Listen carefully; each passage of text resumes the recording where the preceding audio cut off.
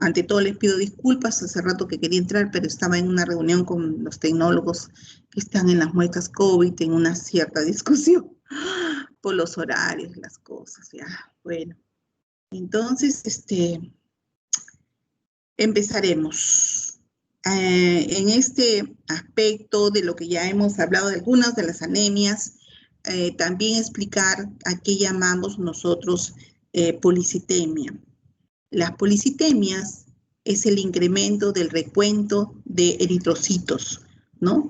Y hay mayor concentración también de, o sea, de hematíes, incremento de la concentración también de la hemoglobina. Pero cuando nosotros hacemos vamos a ver que el recuento de hematíes es un número mayor al que normalmente, a los valores normales que se tienen, ¿no? Y también igualmente la hemoglobina. Si nosotros tenemos una hemoglobina de 14-16 normalmente en Lima, pues vamos a ver que la policitemia va a tener 18, ¿no? 18 de hemoglobina. Entonces, esa concentración incrementada y generalmente tenemos que evaluar por qué se produce esta policitemia si ese paciente vive también en la costa igual que nosotros, o sea, por qué se está produciendo, y eso es lo que se denomina policitemia, ¿no? Ese incremento exagerado de los números de glóbulos rojos y la concentración de hemoglobina. Tenemos que la causa puede ser que se están produciendo más hematíes o porque si es un feto está bajo en oxígeno y si hay anomalías cromosómicas que estén ocasionando esta policitemia. Entonces, esa es justamente lo que tenemos que hacer cuando estamos frente a este caso.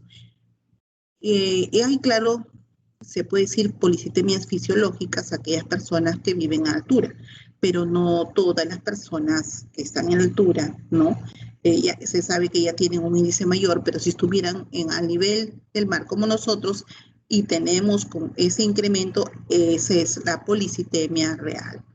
Y ahora, las policitemias pueden ser de varios tipos, ¿no? Tenemos a la policitemia absoluta o primaria, que es porque aumenta el incremento en sí de eritrocitos. Pero también tenemos, por otro lado, ¿no? Esta policitemia absoluta o primaria, por ese número de incremento, que también es una anomalía intrínseca propiamente de los precursores de la hematopoiesis, mientras que la policitemia secundaria es cuando estos progenitores de los eritrocitos responden a este incremento de la eritropoyetina, pero puede ser porque hay un incremento en la secreción de la eritropoyetina y que esto se puede presentar también por tumores secretores de la eritropoyetina que van a provocar ese estímulo exagerado, ¿no? Del factor inducido de la hipoxia y estimula a la transcripción del gen de la eritropoyetina, por lo tanto se va a formar más, ¿no? Glóbulos rojos. Otra tenemos que es los trastornos hemorrágicos o lo que llamamos diátesis hemorrágicas. Las hemorragias excesivas pueden ser por aumento de la fragilidad de los vasos o por disfunción plaquetaria y alteraciones de la coagulación. Entonces, esas son las causas por las cuales va a haber hemorragias en las personas. Entonces, tenemos que evaluar por qué se pide el tiempo de protrombina, porque este estudio es importante, porque permite evaluar las vías extrínseca y común de la cascada de coagulación, ¿no? Se produce una disfunción en esta etapa de los factores 5, del factor 7, del factor 10 y de la protrombina o fibrinógeno. Y tenemos también otra prueba importante que es el tiempo de tromboplastina parcial, que permite evaluar las vías tanto intrínseca como la vía común de la coagulación. Y aquí tenemos si hay disfunción en alguno de estos factores, sea el factor 5, el factor 8, el factor 9, el factor 11, el factor 10 o el factor 12, ¿no? Y también la protrombina y fibrinógeno, y por la presencia de que hay anticuerpos antifosfolipídicos que van a interferir en la reacción. Entonces, luego tenemos otro que es el recuento de plaquetas. El recuento de plaquetas que esté elevado nos indica muchas veces que hay un trastorno mieloproliferativo, o sea, pensar en una probable neoplasia, ¿no? Por eso es importante también que esté dentro de los valores normales. Y hay otras pruebas, incluso especializadas para la función plaquetaria. Ustedes saben que las plaquetas hoy en día son muy necesarias en diferentes aspectos. Por ejemplo, en la renovación de ellas van a interferir muchas veces, por eso que ustedes ven que ahora dice que la gente se hace mucho, entra en la parte estética para renovar el rejuvenecimiento de la piel, ¿no? Igualmente también sabemos que muchos cánceres pueden ser totalmente vencidos por plaquetas, entonces, por las plaquetas. Entonces tendríamos que hacer siempre un trasplante plaquetario excesivo, o sea, varias donaciones de plaquetas para que la persona pueda vencer al cáncer. Pero fatalmente hasta el momento no es tan fácil porque tendríamos que realizar muchas transfusiones y no siempre tenemos la disponibilidad de tener plaquetas, ¿no?, disponibles para colocarle a una persona. Entonces, ustedes también igualito como la sangre, a veces hay personas que fallecen porque no encuentran el tipo sanguíneo que requiere, ¿no? Entonces, eso es lo que ocurre con las plaquetas, donde tenemos que nos apoyarían mucho en mejorar a un paciente con un cáncer, o lo contrario, por enfermedades de otro tipo, como las que les explicaba, por ciertas alteraciones genéticas donde la persona por una transfusión se estabiliza, pero después va a necesitar otra y va a necesitar otra, ¿no?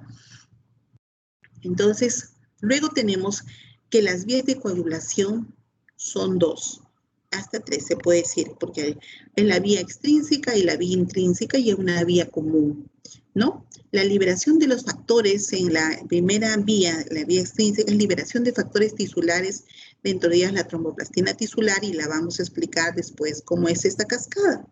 Y luego, dentro de la vía intrínseca, vamos a ver que hay activación del el factor 12 por contacto con superficies de colágeno u otras sustancias, y luego puede haber incluso interacción entre la 1 y 2 que generan la trombina, ¿no?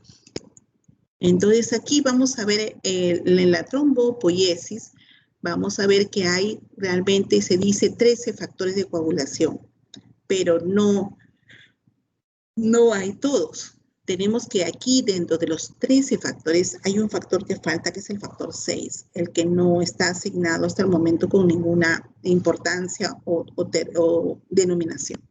Entonces tenemos que el factor 1 es el fibrinógeno, precursor de lo que es la fibrina. El factor 2 es la protrombina, precursor de la trombina. El factor 3 es la trombina extrínseca en los tejidos, ¿eh? El factor 4 es el calcio en las plaquetas y coagulación. El factor 5 es la proacelerina o factor lábil. Luego tenemos al factor 7, que es la proconvertina o la autoprotrombina 1. Y luego tenemos al factor 8, que se está denominado como el factor antihemofílico A, de la hemofilia A.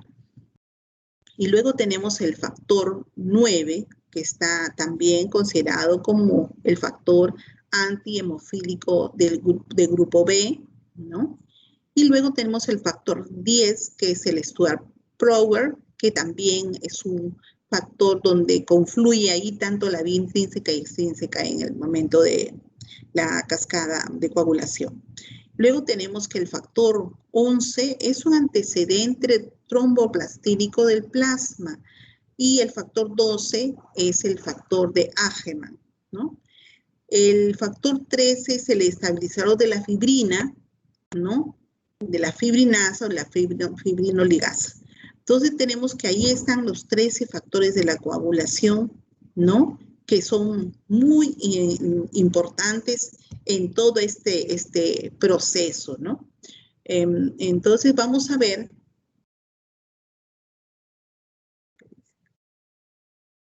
dentro de los factores de la coagulación tenemos,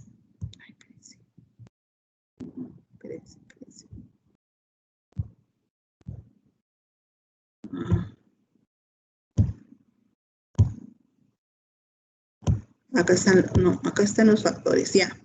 Entonces aquí tenemos que hay dos vías importantes de la coagulación, ¿no? La vía intrínseca y la vía extrínseca. Entonces tenemos que aquí, ¿no? La vía, aquí primero tiene que haber algún daño tisular, ¿no? En la vía intrínseca, donde vamos a ver que generalmente cómo van a intervenir los factores hasta que se va a formar el coágulo de fibrina. Va a haber aquí, primera intervención, ¿no? Con la superficie de contacto un factor que es el factor 12 que va a ser activado. Este factor 12 luego va a ir hacia el factor 11. Este factor 11 va a pasar a un factor activado y va a ir al factor 9. El factor 9 va a ir a ser activado y aquí intervienen justamente en esta activación para llegar al factor 10, interviene el calcio, interviene el fosfatidilipasa de membrana, el fosfatidilípido de membrana, y vamos a ir hacia el factor 10. Este factor 10 va a ser activado. En este factor 10 vamos a ver que aquí también interviene el calcio y el fosfolípido de membrana, y luego va a ir a formar la protrombina. Esta protrombina se va a activar en trombina, y esta trombina luego va a ir a fibrinógeno, y este fibrinógeno va a formarse en fibrina, y aquí ya se forma el coágulo de fibrina. Entonces vamos a ver, aquí se forma el coágulo, y vamos a ver que también existe, ¿no?, una vía extrínseca. Entonces, una vez que se produce el trauma, aquí en la vía extrínseca vamos a ver que empieza generalmente por activarse el factor 3 y el factor 7. Entonces, una vez que se activa el factor, una vez que ya el factor tisular del 3 y el 7, vamos a ver que va también a pasar a activar la protrombina. La protrombina la va a activar en trombina, y esta trombina luego va a pasar a fibrinógeno, y este fibrinógeno a fibrina, y por tanto se va a ir hacia la formación del coágulo. Vamos a ver que hay entre ellos, aquí por ejemplo en esta zona, que es la vía común donde prácticamente se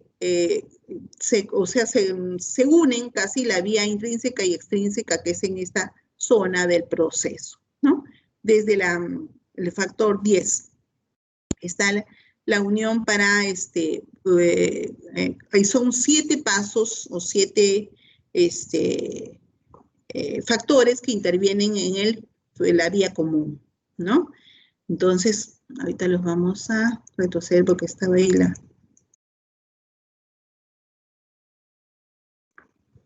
Ya.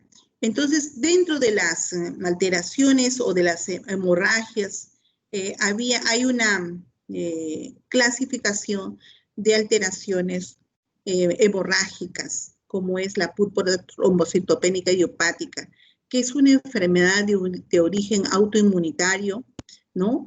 Y que existen inmunoglobulinas antiplaquetas contra complejos de glucoproteínas 2B, 3A o 1B en las membranas de las plaquetas, y ocasionan este tipo de lesiones que ustedes están viendo, puntiformes, ¿no? Lesiones puntiformes que se distribuyen en miembros inferiores, se distribuyen, ¿no? Van realmente presentándose en diferentes partes del cuerpo.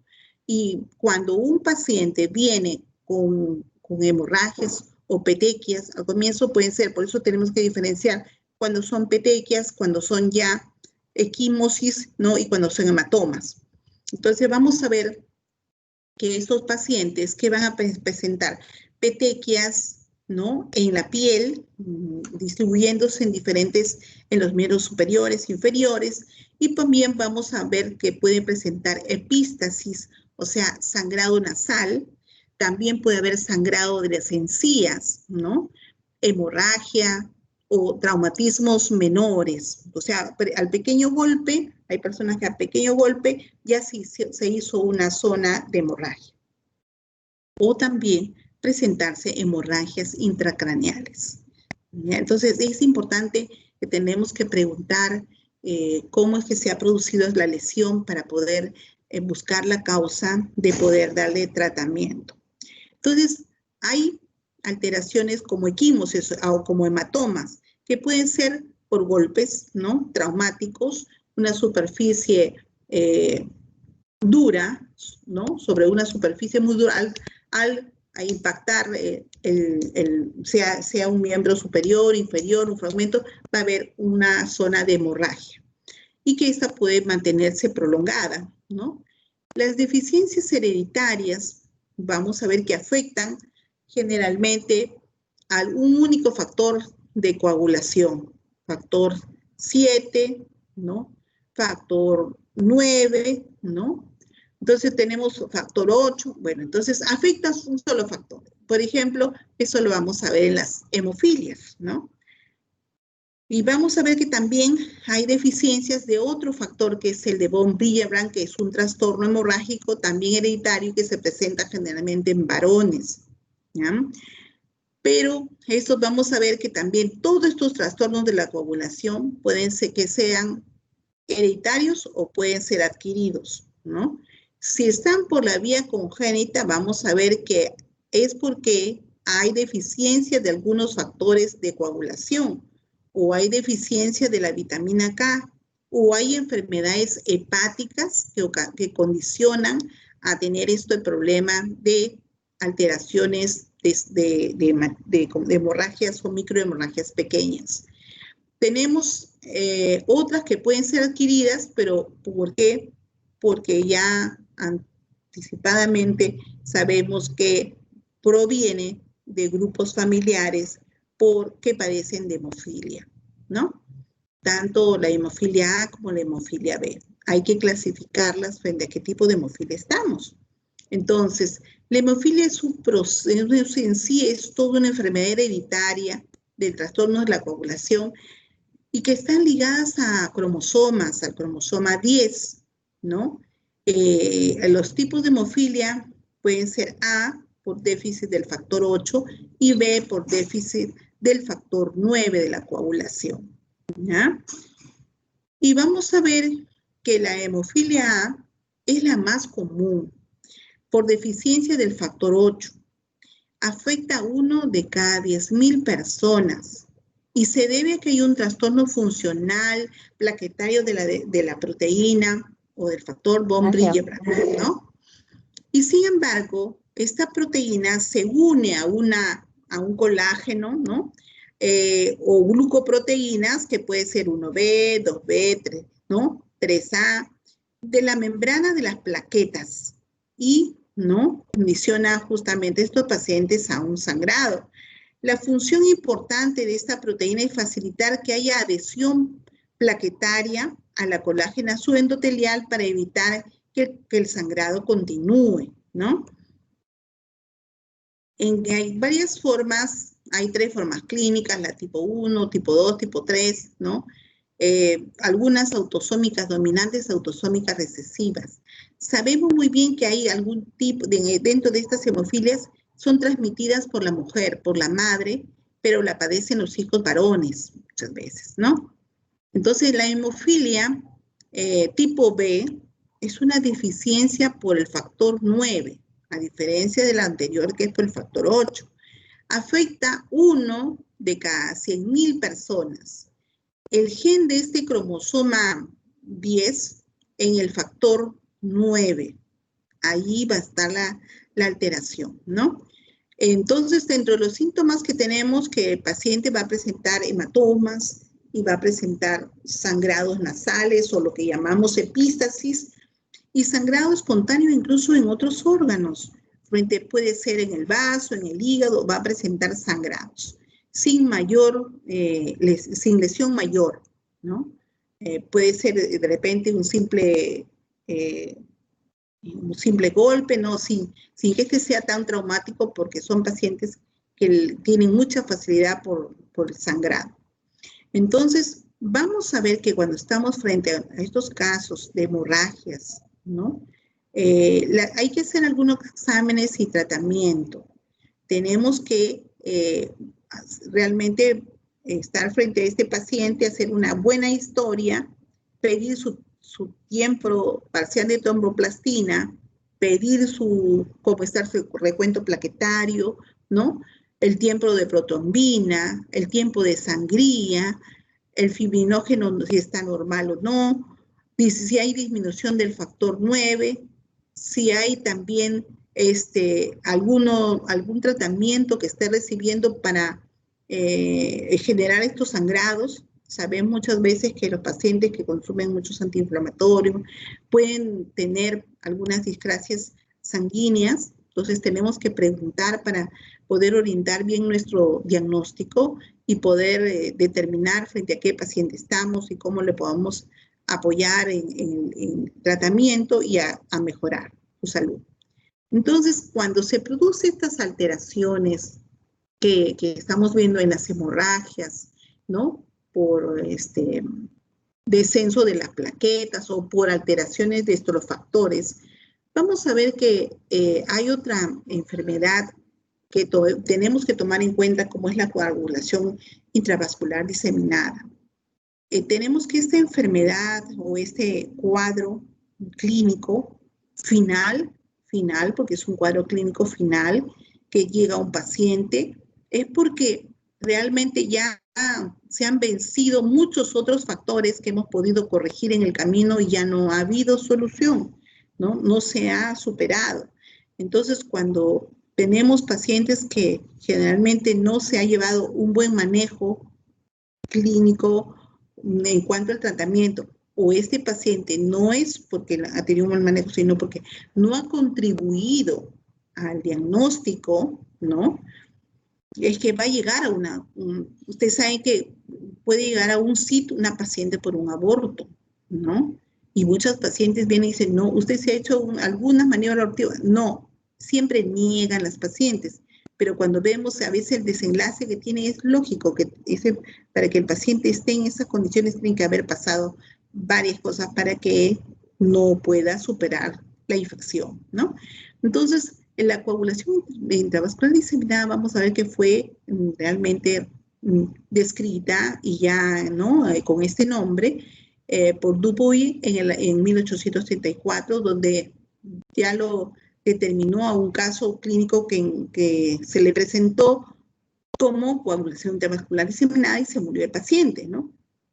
Trudeau en 1865 publicó la descripción en estos seres, que en los seres humanos se producía esta enfermedad. ¿Y qué es lo que ocurre? Que este es un trastorno trombohemorrágico agudo, subagudo y crónico. Y se caracteriza porque hay una activación excesiva de la coagulación que va a provocar la formación de unos trombos pequeños, ¿no? Que van a estar presentes en la red microvascular del cuerpo. O sea, se va a diseminar a nivel sistémico, ¿no? Entonces, ustedes saben que todos los capilares y los vasitos pequeños que hemos tenido, toditos van a ser inundados por presencia de trombos. Entonces, este síndrome que es secundario, ¿no? Producido por procoagulantes en diversas enfermedades, pero que son realmente introducidos o producidos por ¿quién? Por infecciones muchas veces de la circulación, en las infecciones que están presentes en la circulación o también incluso neoplasias que están presentes en el momento de este cuadro. Vamos a ver que hay una actividad excesiva de estas proteasas sanguíneas que van a inducir a la formación de fibrina soluble y a la activación difusa, ¿no? En todos los sistemas endógenos de la coagulación, que pues el vaso, el hígado, el riñón, ¿no? Todos. El depósito en pequeños trombos en la circulación que van a producir, pues realmente van a dañar estos vasos, van a ocurrir, por lo tanto, el paciente pierde la vida, ¿no? Fallece. Entonces, miren, por ejemplo, este sangrado que ustedes están viendo aquí en este paciente son externamente lo vemos como en pequeñas zonas así de hemorragias, ¿no? Esas bajan la necesita, pero podemos decir que estas no son muy puntiformes, ¿no? Ya son mayores, ¿no? Entonces vamos a ver que estos pacientes, ya la presencia de estas lesiones en la piel, quiere decir que nuestro paciente está bastante grave ya, ¿no? Bueno, estos son los factores de la vía común, está bastante grave porque ha ocasionado la diseminación, ¿no? de todos los vasos arteriales pequeños en diferentes partes del cuerpo, ser ocluidos por trombos, ¿no? Entonces el paciente ya no puede ser viable el pasaje de sangre porque se ha formado un trombo. Por lo tanto, el paciente fallece, ¿no? Entonces ya está inundado y cuando nosotros, en muchos de los casos que se ha hecho alguna necropsia, cuando vamos a retirar, todos los órganos han presentado hemorragias pequeñitas, ¿no? En todo el tejido de diferentes órganos, el riñón, el pulmón, y por eso cuando ustedes lo ven en la piel es porque ya prácticamente es un cuadro terminal, porque ya internamente es lo primero que se ha difundido, ¿no? Esos trombos pequeñitos internamente y luego ya son los más externos. Entonces, así como se produce esta alteración que lleva realmente a la muerte del paciente, ¿no? Por un cuadro de infección, muchas veces los abortos, o de lo contrario, procedimientos quirúrgicos mal realizados que luego se convierten, ¿no? en cuadros de esta naturaleza. Entonces, importante, no debemos de esperar de que llegue el paciente a esta etapa, ¿no? Debemos de anticiparnos a encontrar el diagnóstico para poderle dar tratamiento, ¿no? Para evitar que las infecciones lleguen a más y sean sistémicas. Lo mismo que algunas neoplasias. Si nosotros controlamos, el paciente ya no va a llegar a esta etapa, pero si no, indudablemente, cuando ya se instala el cuadro intravascular diseminado, no lo para nadie. Ya es como que perdió la oportunidad, ¿no? La persona ya no ha habido hasta el momento cuadro clínico que regresione totalmente de un SIT, ¿no? Entonces, eso es lo que tenemos en las hemorragias que se presentan, ¿no? En estos casos por alteraciones en la producción de hematíes y en este caso por infecciones o por neoplasias que más bien no inhiben que haya una buena coagulación.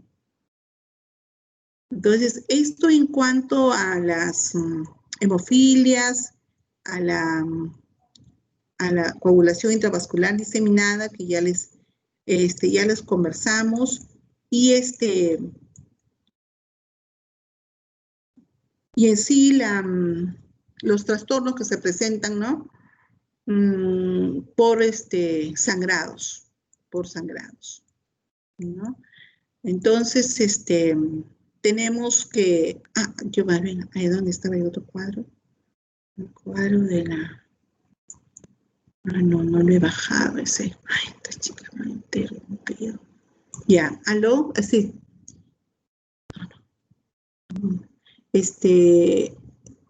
¿Cómo se me escuchan? Sí, doctora, sí se le escucha. Sí, ya. ¿Cómo se me está? No, les decía de que tenía un cuadro, que les voy a pasar el cuadro, pero ahorita no, creo que no lo he bajado. El cuadro de un cuadro comparativo de las anemias, para que ustedes lo puedan estudiar y no se confundan. O tienen otro, un pequeño momento para que yo les pueda discutir los cuadros comparativos de las anemias, que sí lo tengo, pero no lo he bajado acá. De las, ¿cómo se llama esto? Para que ustedes sea más fácil, quizás su estudio en una diapositiva, los cuadros comparativos de las alteraciones que se producen en una y otra hemorragia. Una y otra anemia, ¿no? Ya. porque el de las hemorragias tan solo nos toca esas. Sí, eso sobre las hemofilias, sobre la coagulación intravascular diseminada, no hay otras, sí, básicamente es eso. ¿Sí? ¿Preguntas? ¿Preguntas, chicos? Entonces, doctora, Aló, ahorita no doctora. tiene el archivo para poder hacer el repaso que mencionó acerca de las anemias. De las anemias, sí, las anemias comparativas, sí. Si gustan, yo se los paso, o si no, lo podemos, de un tiempito que tengan libre, me dicen ustedes, pero que sea fin de semana, por favor, porque ahorita estoy saturada en estos días, porque estamos con los casos muy, ¿qué les digo, chicos? Están los hospitales una situación bien severa, a veces no se sabe qué hacer, porque la gente se desespera, están llenos los hospitales de pacientes, y realmente los que trabajamos no sabemos qué hacer porque se queja el uno, se queja el otro, y por ejemplo yo tengo que armar ahorita los cuadros de las guardias, cómo van a hacer para que hagan las pruebas de antígeno al personal que también está en este mes de enero, de aquí a, miren, tenemos 31 trabajadores comprometidos con COVID. Entonces todo el mundo ya no quiere ni venir y no sé qué, y se desespera y se angustia.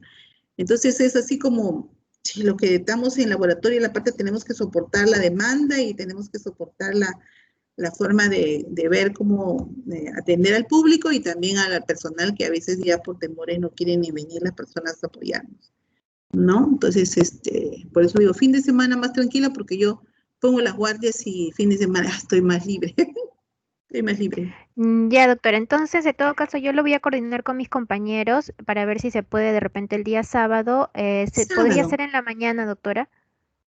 Sábado, sí, es Ya. más tranquilo, sábado. Ya, en todo caso, Mañana, doctora, yo me comunico con mis compañeros a ver si es que se podría hacer este día sábado en la mañana. Yo le estaré llamando entre mañana o el día viernes para ya, confirmarle la clase para que pueda conectarse. Pero sí, de repente podría colgar el cuadrito que nos menciona el ya cuadro. para poder ir leyéndolo, para poder ir revisándolo. Ya, ya, Ya. ya. Un Ujú. compañero me parece que iba a hacer una Sí, a pregunta. ver, sí, sí, Aló, doctora. sí. Doctora, buenas tardes. Quería hacer Dime. una pregunta sobre el CID.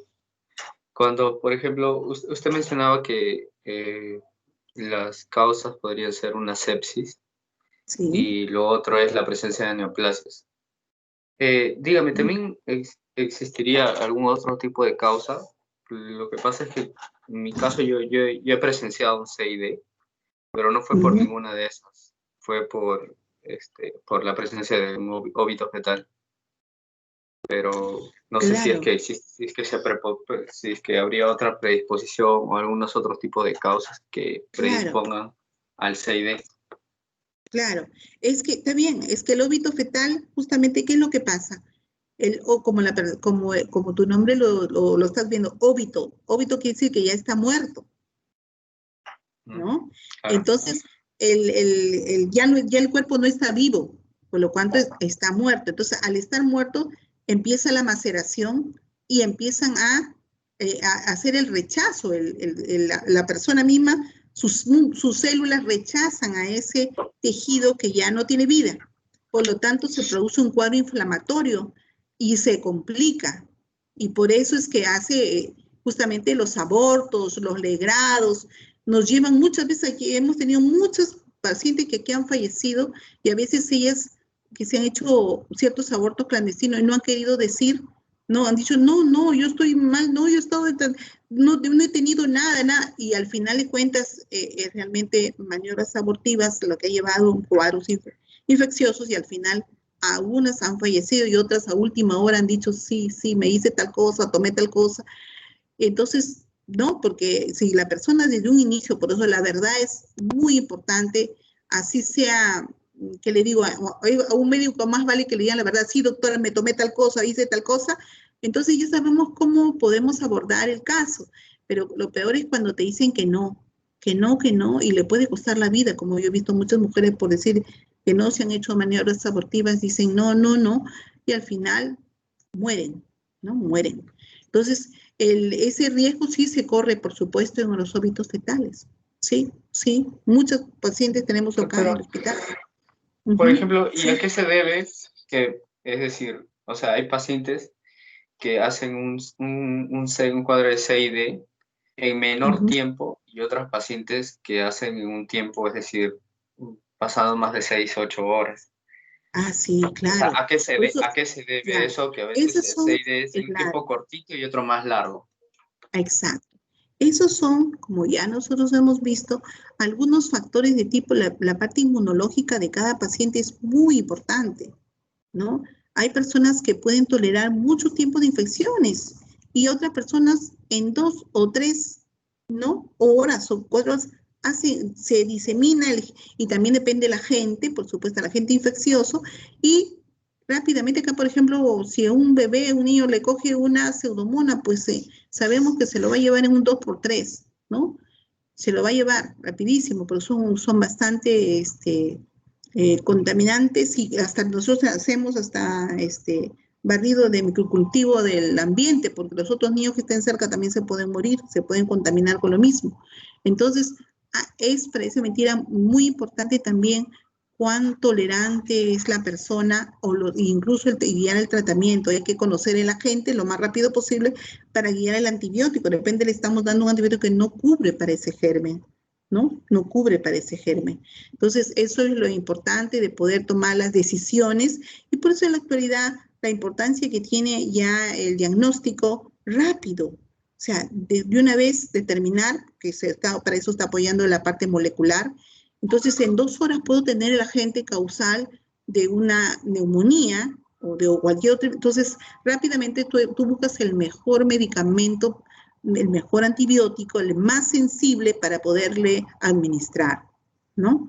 Entonces, eso es importante porque algunos desencadenan mucho más rápidamente infecciones que lo van a llevar a la muerte que otras personas, ¿no? Y también de la virulencia de la gente. Como está pasando ahorita en el COVID, hay personas que les han dado y no han fallecido y las cosas han sido muy leves, casi asintomáticos, pero otras personas no, no es lo mismo. Les va a llevar a la muerte y hay cuántos están muriendo, ¿no? Entonces, porque importa mucho también nuestra constitución física de cuánto nuestra defensa inmunológica, nuestra alimentación, lo que ya tenemos cada uno de nosotros en nuestro desarrollo. ¿Sí? Una pregunta, doctora. Gracias. Sí. Una pregunta. ¿Cuál es Dígame, el sí. microorganismo más frecuente que causa CID? ¿Cuál qué? El microorganismo más frecuente que causa CID. El más frecuente, Sí. ¿no? ¿Cuál es el microorganismo más frecuente? Ahí tenemos los afilococos, los estreptococos, son hay variedades dentro de ellos, ¿ah? Los más Y frecuentes. para el Y tratamiento se le puede dar antibióticos de amplio espectro para abarcar, sea se gran utiliza, positivo, negativo. sí, se utiliza antibióticos de amplio espectro, justamente todos parenterales. Sí. Ya, gracias. Doctora, buenas tardes. Una Sí. consulta. ¿Cuál es el papel que puede jugar la esteatosis hepática en los trastornos hemorrágicos de coagulación?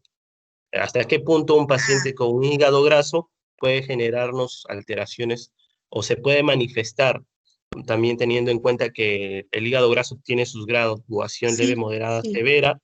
Y también quería hacerle otra consulta sobre la hemorragia uterina disfuncional. ¿Es más hormonal o se asocia más a trastornos hemorrágicos? ¿Hay un factor infeccioso? ¿Cómo lo debemos ver? Ya, sobre la otra sí, lo que tú me estás diciendo es lo que también se conoce como el síndrome de HELP, ¿ya? El síndrome de HELP es lo que nosotros encontramos como diagnóstico cuando tenemos pacientes muchas veces gestantes que hacen justamente un cuadro de cita asociado con un cuadro de esteatosis hepática, ¿no?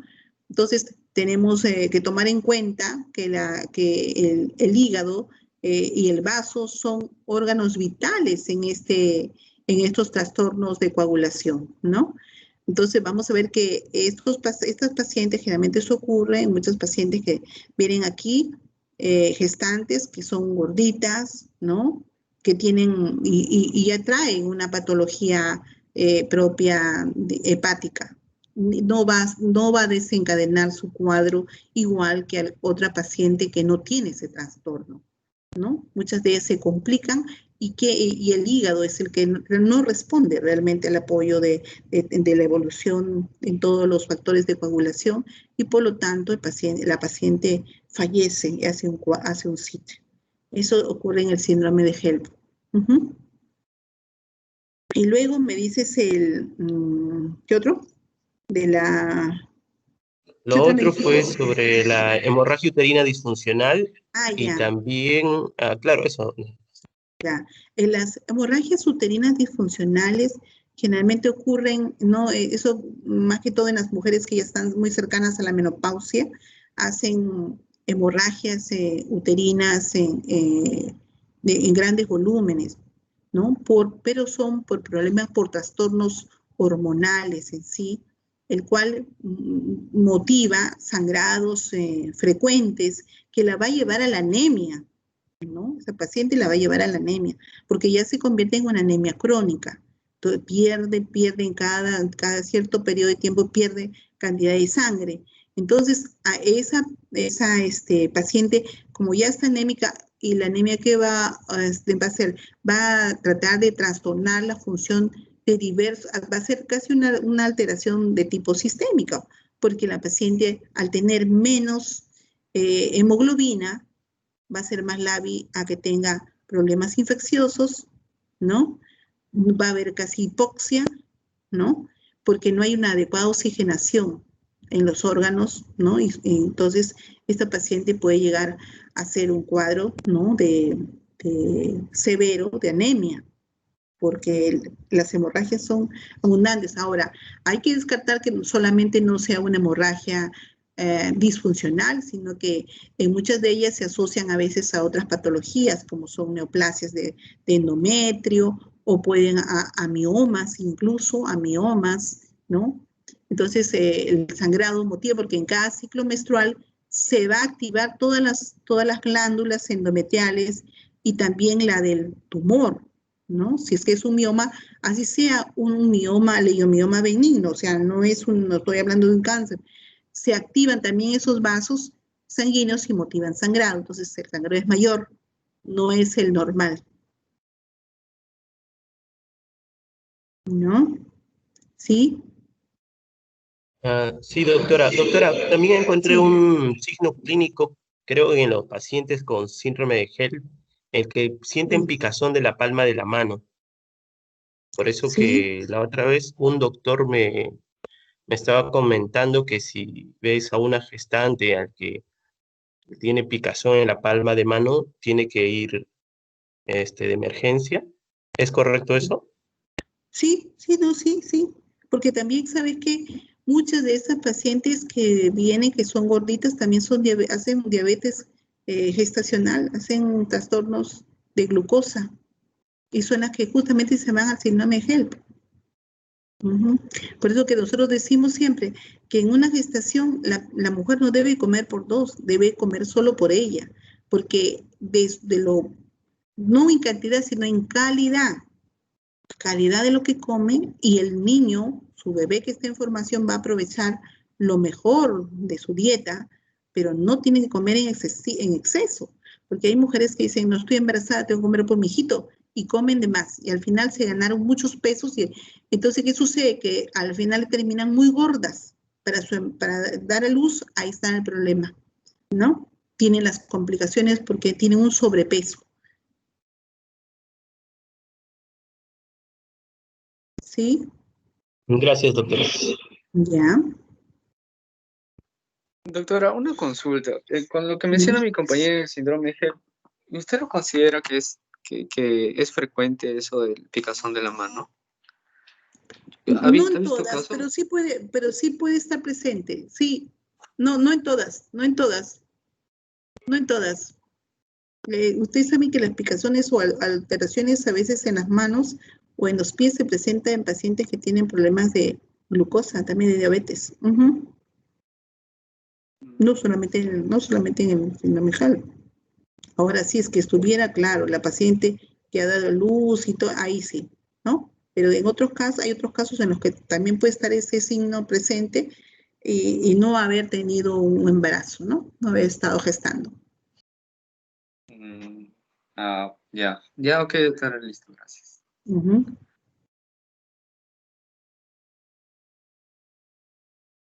¿Preguntas? ¿Otras inquietudes? Bueno, si no, si se acuerdan ya me preguntan el sábado. Hoy día hay práctica, chicos, ¿sí, no?